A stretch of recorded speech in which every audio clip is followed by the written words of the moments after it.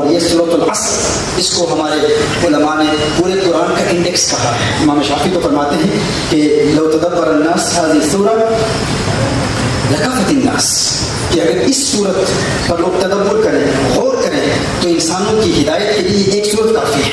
اور امام شافعی رحمۃ اللہ تعالیٰ علیہ کا ایک دوسرا قول ہے کہ لم ينزل من القرآن سواها، اگر اللہ جل وعلا نے اس صورت کے علاوہ کسی صورت کو نازل نہ کیا ہوتا لکفت الناس، تو یہی صورت، ایک صورت ان تمام انسانیت کی ہدایت کے لیے کافی ہوتی، ایک صورت۔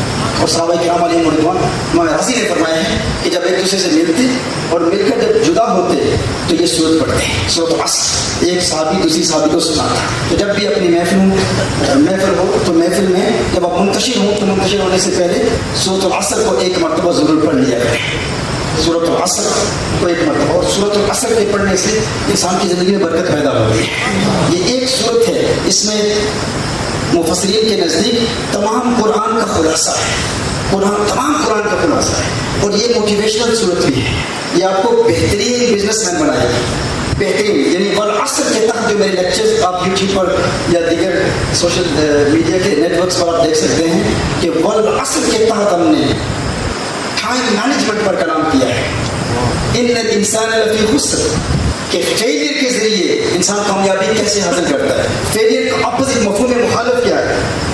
جتن ہر کوئی کھیلے تو ہارن کھیل فقیرا، جتن دامل کوٹی پہنتا تے ہارن دامل ہیرا۔ تو یہ ناکامی انسان کو کامیابی کی منازل کیسے طے کراتی ہے؟ اور پھر الذین آمنوا، پھر سیلف ڈیولپمنٹ۔ امام مالک علیہ الرحمہ ارشاد فرماتے ہیں اپنی ذات پر یقین پیدا کرنا، اللہ کی ذات پر یقین کرتے ہوئے اپنی ذات پر یقین پیدا کرنا، اور لوگوں کے منفی جملوں سے بچنے کا طریقہ وہ ہم اس کے تحت سکھاتے ہیں۔ الذین آمنوا وعملوا الصالحات، پھر ایکشن پلان کیا ہونا چاہیے، محنت کیسے ہونی چاہیے۔ وتواصوا بالحق، اس میں تواصل یہ باب تفاعل سے، تواصی بالحق کیا ہوتا ہے؟ یہ تکرار کا تقاضا کرتا ہے، بار بار محنت کرنا۔ اور ٹیم ورک، لوگوں کے ساتھ محنت کرنا۔ ٹیم ورک کا طریقہ کیا ہے؟ یہ کوپریٹ دنیا میں جو چیزیں لوگ سکھاتے ہیں الحمدللہ ہم قرآن و سنت کی روشنی میں سکھاتے ہیں۔ وتواصوا بالصبر، پھر اپنی ٹیم ورک میں اپنے ورک کالیگس کے ساتھ پیشنس کے ساتھ کس طرح پیش آیا جائے۔ اگر کوئی شخص ڈوب رہا ہو، ڈوبتے ہوئے شخص بے ہوش شخص ہے، سمندر میں پانی میں ڈوب رہا ہے، تو اس ڈوبتے ہوئے شخص کو نجات حاصل کرنے کے لیے سب سے پہلے کس چیز کی ضرورت ہے؟ بے ہوش شخص پانی کے نیچے ہے، ڈوب رہا ہے، تو نجات کے لیے سب سے پہلے اسے کیا کرنا ہوگا؟ نکلنے سے پہلے کیا کرنا ہوگا؟ ہوش میں آنا ہوگا، بیدار ہونا پڑے گا۔ وہ بیدار ہو جاتا ہے، ہوش میں آتا ہے۔ کیا ہوش میں آنا کافی ہے؟ اسے تیرنا سیکھنا ہوگا، تیرے گا تو باہر نکلے گا، پھر نجات حاصل ہوگی۔ لیکن صرف تیرنا ہی کافی نہیں ہے۔ الذین آمنوا والعصر، اللہ قسم ارشاد فرما رہے وقت کی، مطلب یہ ہے کہ وقت بہت کم ہے، ڈوبتے ہوئے شخص کے لیے وقت بہت کم ہے۔ اگر وہ بے ہوش بھی ہے، پانی کے نیچے ہے، سمندر کے نیچے ہے، بے ہوش ہے، وہ ڈوب رہا ہے، مر رہا ہے اور بے ہوش بھی ہے، سب سے پہلے اس کے لیے بیدار ہونا ضروری ہے۔ ہوش میں آئے، آنکھیں کھولے۔ اگر اس کا عقیدہ صحیح نہیں ہے تو عقیدہ درست کرے، اگر غیر مسلم ہے تو ایمان لائے، اسلام کو قبول کرے۔ لیکن اگر وہ ایمان لاتا ہے، مسلمان بھی ہو جاتا ہے، بیدار ہو جاتا ہے، اور وہ کہتے ہیں بس میرے لیے یہی کافی ہے، بھائی میں عقیدہ اہل سنت والا ہوں، میرا عقیدہ سچا ہے، میرے نظریات درست ہیں، میرے لیے یہی کافی ہے، تو فقط بیدار ہونا کافی نہیں ہے، تیرنا سیکھنا بھی ضروری ہے۔ دین اسلام کے لازمی علوم، ضروریات اہل سنت، مذہب اہل سنت اور فقہ کے احکام سیکھنا، نماز کے احکام سیکھنا، تجوید سیکھنا، تاکہ وہ عبادات کے ذریعے دین اسلام کی تعلیمات پر عمل کرتے ہوئے تیر کر سمندر سے باہر نکلے۔ الذین آمنوا، ایمان، ہوش میں آ جاؤ، بیدار ہو جاؤ، غفلت کی نیند سے بیدار ہو جاؤ۔ تم ڈوب رہے ہو، اگر اس حالت میں مر گئے تو جہنم کا ایندھن بنو گے۔ بیدار ہونا ضروری ہے۔ والعصر، اللہ جل وعلا وقت کی قسم یاد فرما رہے ہیں، وقت بہت کم ہے، اگر یوں ہی بے ہوش پڑے رہے تو سب سے زیادہ خسارے کا سامنا تمہیں کرنا پڑے گا، سب سے زیادہ نقصان کا سامنا تمہیں کرنا پڑے گا۔ تو سب سے پہلی چیز کیا ہے؟ تم بے ہوش ہو رہے ہو، بیدار ہو جاؤ، جاؤ غفلت کی نیند سے بیدار ہو جاؤ۔ بیدار ہو گئے تو اب یہ نہیں ہے کہ ہم صوفی صاحب گھر میں بیٹھے اللہ کر رہے ہیں، یہی کافی ہے ہمارے لیے، احکام دین سیکھنا ہے، یا کچھ لوگ کہتے ہیں ہمارا عقیدہ دوست ہے، یہی کافی ہے۔ ہاں عقیدے کی دوستی ضروری ہے، لیکن عمل ضروری ہے۔ الذین آمنوا وعملوا الصالحات، تیرنا سیکھو، باہر نکلو۔ اب وہ باہر نکلتا ہے پانی سے، پھر اچانک اسے محسوس ہوتا ہے کہ اس کے پاؤں کسی زنجیروں سے جکڑے ہوئے ہیں، پاؤں زنجیروں سے جکڑے ہوئے ہیں۔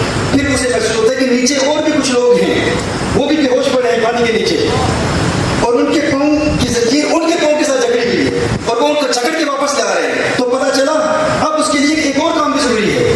وہ بیدار بھی ہو گیا, دین کی فقہ کا علم بھی حاصل کیا, تیرنا سیکھ بھی لیا, اب جانتا ہے باہر کیسے نکلنا ہے, باہر نکل گیا, لیکن ایک زنجیر اسے پکڑ کر کھینچ کر واپس لاتی ہے. وہ دیکھتا ہے کہ اس کا قریبی دوست وہ ڈرگس کا ایڈکٹ ہے, وہ منشیات بیچ رہا ہے, قاتی ہے, شرابی ہے, زانی ہے, گنہگار ہے, اس کا دوست ہے.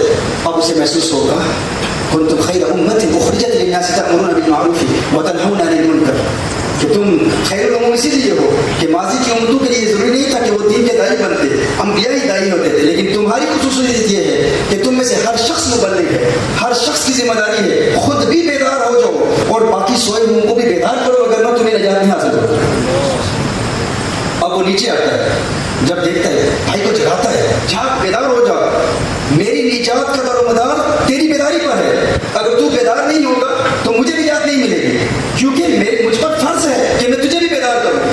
اب وہ کہہ رہا ہے کہ کسی وقت میں تو بھی سو رہا تھا, وہ بیدار ہوتا ہے, وہ دیکھتا ہے یہ تو بڑی مشکل زندگی ہے, میں تو فراری چلا رہا تھا ڈریم میں, اپنا ڈریم ہاؤس دیکھ رہا تھا, میں تو محلات میں تھا, میں تو جہاز میں فلائی کر رہا تھا, وہ خوابوں کی دنیا بڑی خوبصورت تھی, یہاں تو بہت کچھ کرنا پڑتا ہے, یہاں تو سوئمنگ سیکھنی پڑتی ہے, یہاں تو تیر کر باہر نکلنا پڑتا ہے, یہاں تو روزے رکھنے پڑتے ہیں, یہاں نمازیں پڑھنی پڑتی ہیں, یہاں حج کرنا پڑتا ہے, یہاں زکات دینی پڑتی ہے, یہ زندگی بڑی مشکل ہے. وہ پھر سو جاتا ہے, آپ نے اسے جگایا لیکن وہ پھر سو گیا. اب آپ کہتے ہیں یار میں نے تو اپنا کام کر لیا, میں نے تو اپنا فرض ادا کر لیا, میں نے اس تک دین کا پیغام پہنچا دیا, پر میرے لیے یہی کافی ہے, اب میں خود اللہ اللہ کروں گا, اللہ کو یاد کروں گا. پھر وہ پانی سے باہر نکلتا ہے, پھر دیکھتا ہے زنجیر تو وہیں پڑی ہے کیونکہ وہ سو رہا ہے. تو پتا چلا اس کو جگانا پڑے گا, اس کو بیدار کرنا پڑے گا, ہر وقت محنت جاری رکھنی ہے. یہ نہیں ہے کہ ہمارے یہی کافی, ہم خود اللہ اللہ کرتے رہیں, خود فقہ پڑھ لیں, مفتی بھی بن جائیں, عالم بھی بن جائیں, لیکن اگر دین کے داعی نہ بنے,